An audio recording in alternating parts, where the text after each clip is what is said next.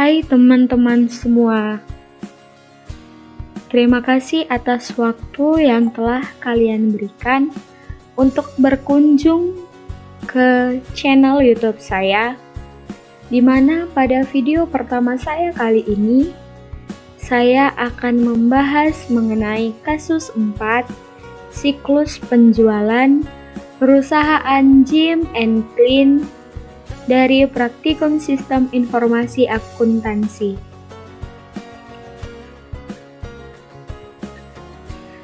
Sebelum memulai ke materi, izinkan saya untuk memaparkan mengenai daftar isi apa yang akan dibahas di dalam video kali ini. Adapun yang dibahas adalah yang pertama, tentunya adalah perkenalan diri saya. Yang kedua adalah pembahasan mengenai diagram konteks. Ketiga adalah pembahasan flow diagram. Yang keempat, pemaparan flowchart. Yang kelima, kelemahan pengendalian internal perusahaan. Dan yang terakhir sekaligus keenam adalah saran.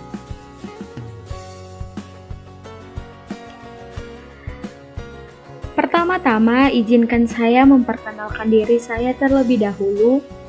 Perkenalkan, nama saya Maria Lasmian Elizabeth Samosir. Saya berasal dari kelas AK5A dengan nomor induk mahasiswa 19050810064 dengan dosen pengampu Ibu Raya Puspitasari Hasibuan, SE MSI. Saya berkuliah di Politeknik Negeri Medan, jurusan Akuntansi, program studi D3 Akuntansi. Selanjutnya, saya akan membahas mengenai diagram konteks yang sekaligus sebagai dasar materi kasus 4 kali ini. Pelanggan melakukan pemesanan barang ke sistem pemrosesan dan penerimaan kas. Kemudian, sistem pemrosesan dan penerimaan kas akan melakukan pencatatan di bagian penjualan. Setelah bagian penjualan melakukan pencatatan, maka bagian penjualan akan memberikan salinan order penjualan sebanyak 7 salinan ke sistem pemrosesan dan penerimaan kas. Setelah sistem pemrosesan dan penerimaan kas menerima salinan order penjualan, maka sistem pemrosesan dan penerimaan kas akan memberikan salinan order penjualan ke bagian gudang, di mana guna salinan order penjualan untuk memudahkan gudang untuk mengecek apakah persediaan yang dipesan oleh pelanggan masih tersedia atau tidak. Setelah mengecek ketersediaan ada barang pesanan pelanggan, maka gudang akan menyerahkan barang yang dipesan oleh pelanggan dan surat-surat salinan untuk dikirimkan ke sistem pemrosesan dan penerimaan kas. Setelah barang dan surat diterima oleh sistem pemrosesan dan penerimaan kas, maka sistem pemrosesan dan penerimaan kas akan menyerahkan voucher jurnal dan bukti pengiriman dari gudang ke bagian akuntansi yang berguna untuk bagian akuntansi menyimpan voucher jurnal dan bukti pengiriman sehingga nantinya akan memudahkan untuk melakukan pengupdatean dokumen. Setelah menerima voucher jurnal dan bukti pengiriman, bagian akuntansi akan mengupdate dokumen berupa buku pembantu dan buku besar. Setelah pengupdatean, maka dokumen-dokumen yang sudah diupdate maka akan diberikan kembali ke sistem pemrosesan dan penerimaan kas. Setelah sistem pemrosesan dan penerimaan kas menerima update dokumen, maka sistem pemrosesan dan penerimaan kas akan memberikan salinan tersebut ke bagian pengiriman, guna untuk memudahkan bagian pengiriman.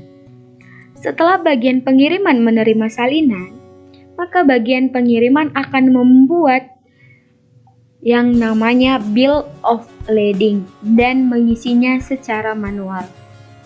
Setelah melakukan pengisian bill of lading, maka bagian pengiriman akan menyerahkan barang yang diberikan oleh pihak gudang dan juga bill of lading ke sistem pemrosesan dan penerimaan kas. Setelah penyerahan barang dan bill of lading, sistem pemrosesan dan penerimaan kas akan memberikan surat berupa cek dan slip pemberitahuan ke bagian umum, guna untuk bagian umum mempermudah membuat slip setoran kepada pihak bank. Setelah bagian umum menerima cek dan slip pemberitahuan, maka bagian umum akan memastikan bahwa cek dan slip pemberitahuan telah diterima. Kemudian, bagian umum akan membuat yang namanya slip pemberitahuan dan pembayaran. Setelah bagian umum membuat slip pemberitahuan dan pembayaran, maka slip pemberitahuan dan pembayaran akan diserahkan ke sistem pemrosesan dan penerimaan kas.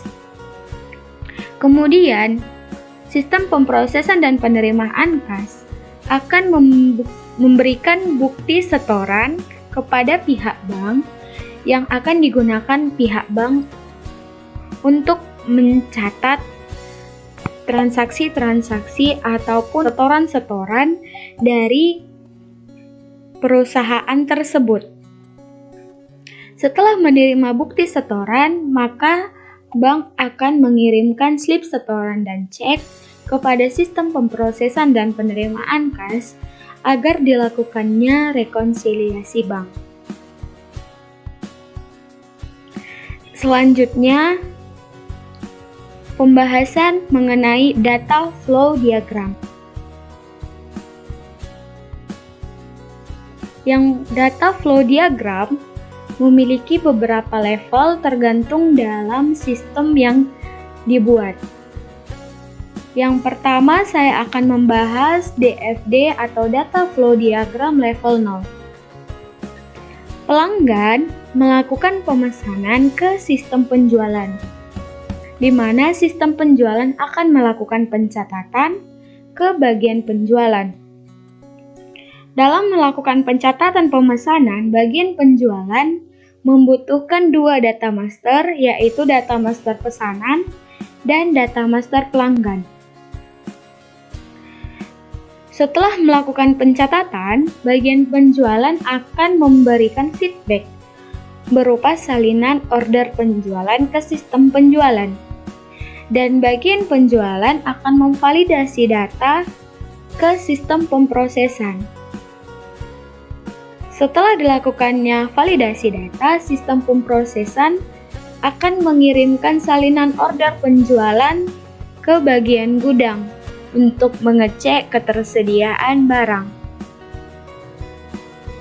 Setelah dicek ketersediaan barang di gudang, maka gudang akan memberikan barang dan surat-surat salinan untuk memudahkan sistem pengiriman. Selanjutnya, sistem pengiriman akan memberikan salinan kepada bagian pengiriman.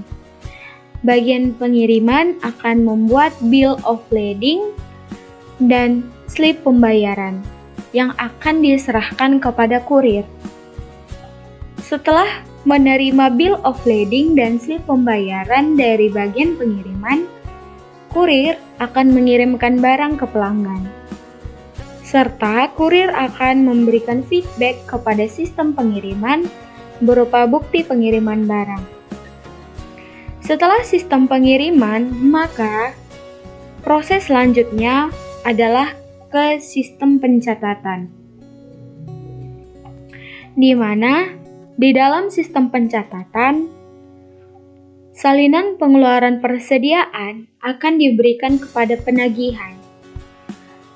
Bagian penagihan membutuhkan dua data master, yaitu data master pelanggan dan data master piutang. Data master digunakan oleh bagian penagihan untuk melakukan penagihan kepada pelanggan atas piutang perusahaan. Setelah menagih ke pelanggan, bagian penagihan akan membuat laporan penagihan ke sistem pencatatan yang akan diteruskan ke bagian akuntansi. Sistem pencatatan juga memberikan voucher jurnal dan bukti pengiriman ke bagian akuntansi untuk disimpan dan dapat memudahkan pencatatan serta pengecekan apakah betul barang tersebut telah dikirimkan atau tidak. Setelah bagian akuntansi menerima voucher jurnal dan bukti pengiriman, maka bagian akuntansi akan melakukan pengupdatean dokumen yang berupa pengupdatean buku besar dan pengupdatean buku pembantu. Setelah melakukan pengupdatean dokumen, bagian akuntansi akan memberikan dokumen yang telah diupdate ke sistem pencatatan. Kemudian sistem pencatatan akan meneruskannya ke sistem penerimaan kas. Di dalam sistem penerimaan kas terdapat dua bagian. Yang pertama adalah bagian umum. Sistem penerimaan kas akan melakukan verifikasi data kepada bagian umum, di mana bagian umum akan memerlukan dua data, yaitu slip pemberitahuan pembayaran dan cek. Setelah melakukan verifikasi terhadap data yang dibutuhkan, bagian umum akan melaporkannya kembali ke sistem penerimaan kas. Setelah menerima laporan dari bagian umum, sistem penerimaan kas akan melakukan penyetoran ke bank. Bank akan melakukan pengecekan atas setoran yang diberikan. Kemudian bank akan mengkonfirmasi kembali ke sistem penerimaan kas. DFD level 1. DFD level 1 ini merupakan penjabaran lebih rinci dari DFD level 0. Pelanggan melakukan pemesanan sehingga diperlukan pencatatan pemesanan. Di dalam pencatatan pemesanan, data yang diperlukan ada dua, data master pesanan dan data master pelanggan. Setelah pencatatan pesanan dilakukan, maka akan dilakukan persetujuan kredit. Apabila persetujuan kredit ditolak, maka pesanan pelanggan akan dibatalkan dan akan adanya pemberitahuan ke pelanggan. Dan apabila persetujuan kredit diterima, maka pesanan pelanggan akan diselesaikan sehingga menghasilkan salinan order penjualan. DFD level 2 ini merupakan lanjutan dari DFD level 1, di mana salinan order penjualan kemudian dilakukan pengecekan persediaan. Apabila persediaan tidak ada, maka akan dilakukan pemberitahuan barang tidak tersedia kepada pelanggan.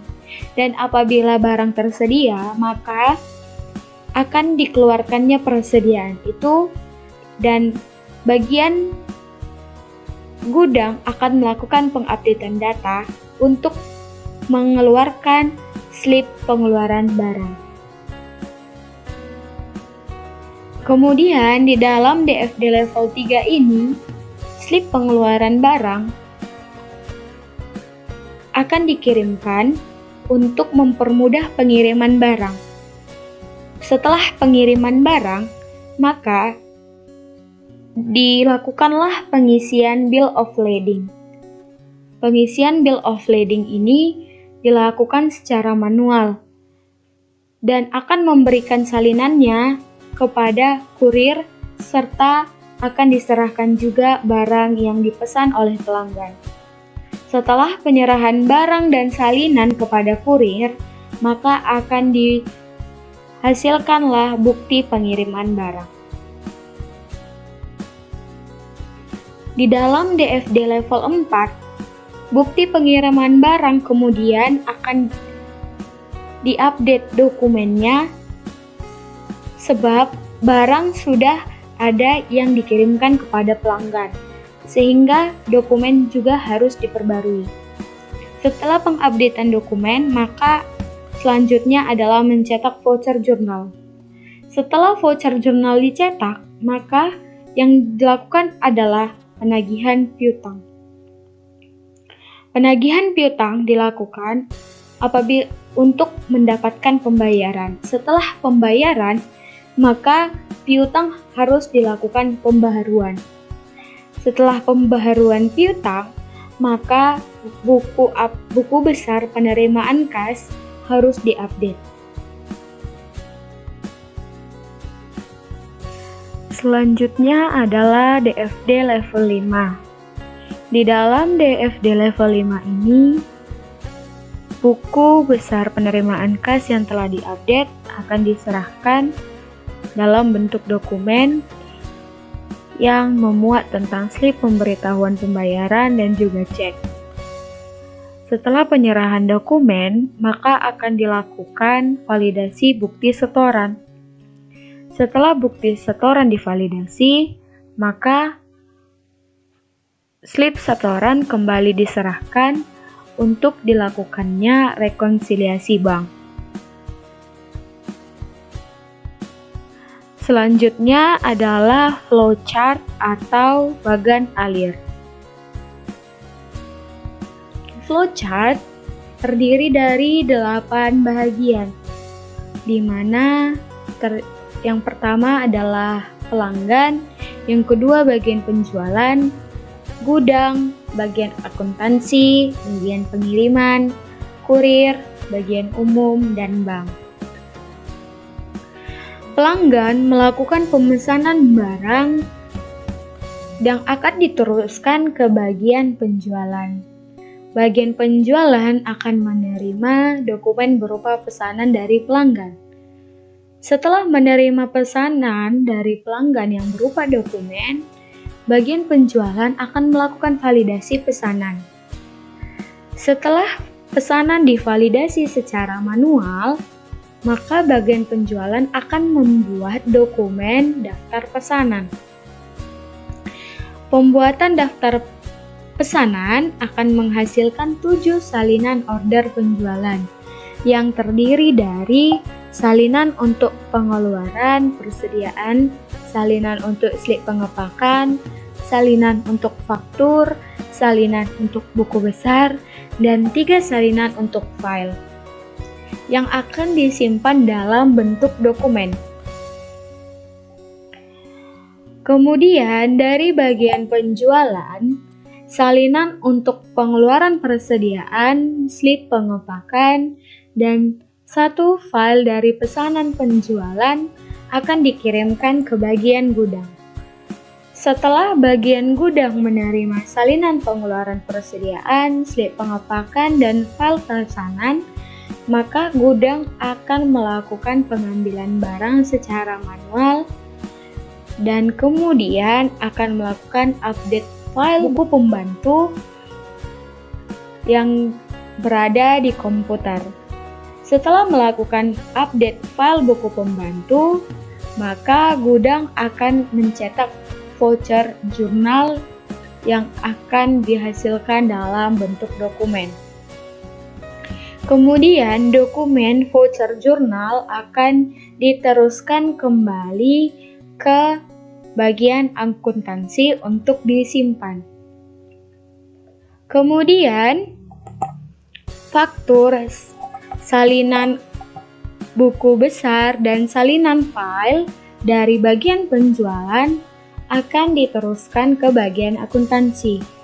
Setelah menerima salinan faktur, salinan buku besar, dan file pesanan, maka bagian akuntansi akan melakukan pengupdatean jurnal dan mencetak voucher yang dihasilkan dalam bentuk dokumen. Kemudian, voucher jurnal yang dihasilkan oleh bagian akuntansi dan voucher jurnal yang dikirim oleh pihak gudang akan digunakan untuk memperbarui buku pembantu piutang. Kemudian, salinan untuk pengeluaran persediaan, slip pengepakan, dan barang akan dikirimkan ke bagian pengiriman dari bagian penjualan dan gudang. Setelah bagian pengiriman menerima slip pengepakan dan pengeluaran persediaan serta barang, maka bagian pengiriman akan melakukan pengupdatean file daftar pengiriman menggunakan komputer serta membuat bill of lading secara manual dan mencetaknya dalam dua bentuk salinan yang akan diisi secara manual.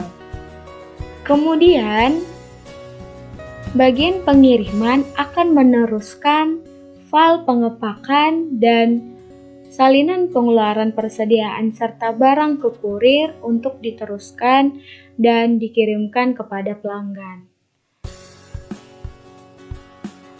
Setelah menerima salinan pengepakan, pengeluaran persediaan dan barang, maka kurir akan memberikan salinan pengeluaran persediaan kepada bagian akuntansi yang akan dipergunakan untuk penambahan harga di file penetapan harga dan menagih pelanggan.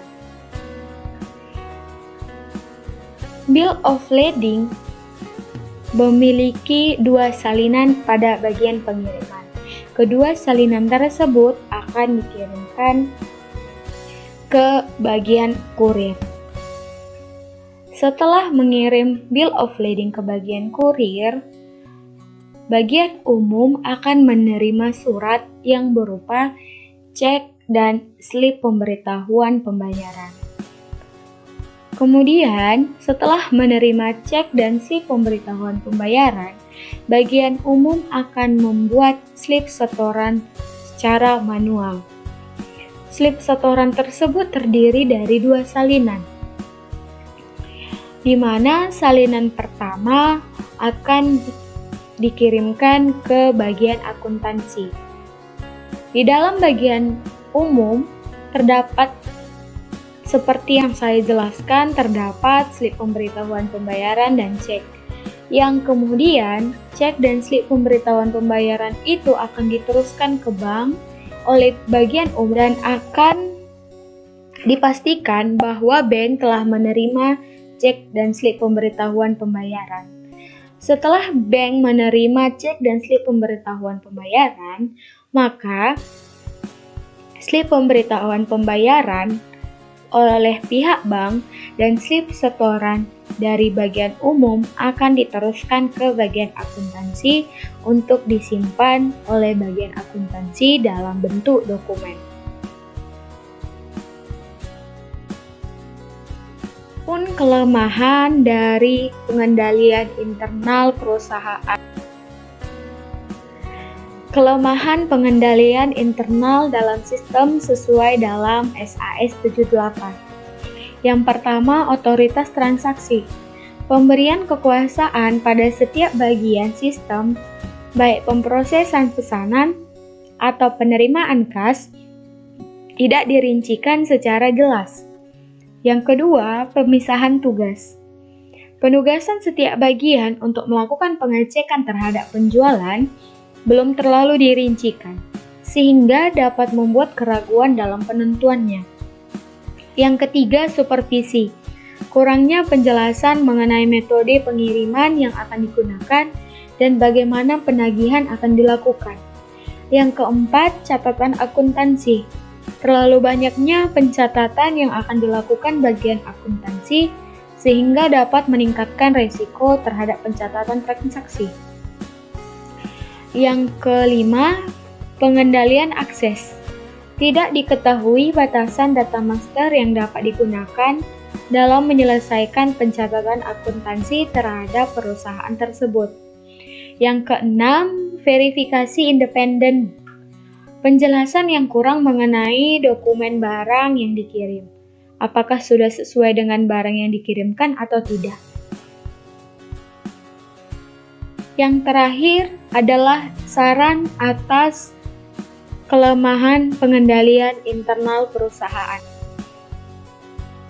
Saran-saran untuk memperbaiki kelemahan pengendalian internal di perusahaan ada 6, yaitu yang pertama, sebaiknya diberikan otoritas penuh kepada setiap bagian di dalam perusahaan untuk melakukan perincian terhadap pesanan atau bahkan pencatatannya, agar laporan yang dihasilkan dapat lebih rinci lagi. Yang kedua, menugaskan setiap bagian untuk melakukan pengawasan dan pengecekan kembali terhadap penjualan yang dilakukan.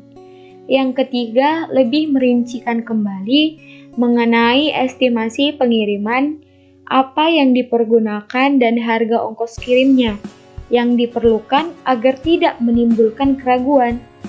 Yang keempat, memisahkan tugas setiap akuntan untuk mencatat penjualan agar tidak terjadinya kesalahan pencatatan. Yang kelima, mempunyai batasan untuk menggunakan data master yang dipergunakan dalam pencatatan transaksi guna untuk menjaga kerahasiaan perusahaan. Dan yang terakhir adalah melakukan pengecekan ulang terhadap barang yang akan dikirimkan dengan dokumen yang ada guna meminimalisir kesalahan pengiriman barang. Sekian pemaparan mengenai kasus 4 sistem penjualan perusahaan Jim and Clean. Jika terdapat banyak kesalahan baik penulisan maupun pengucapan, saya meminta maaf. Sekian dan terima kasih. Bye-bye.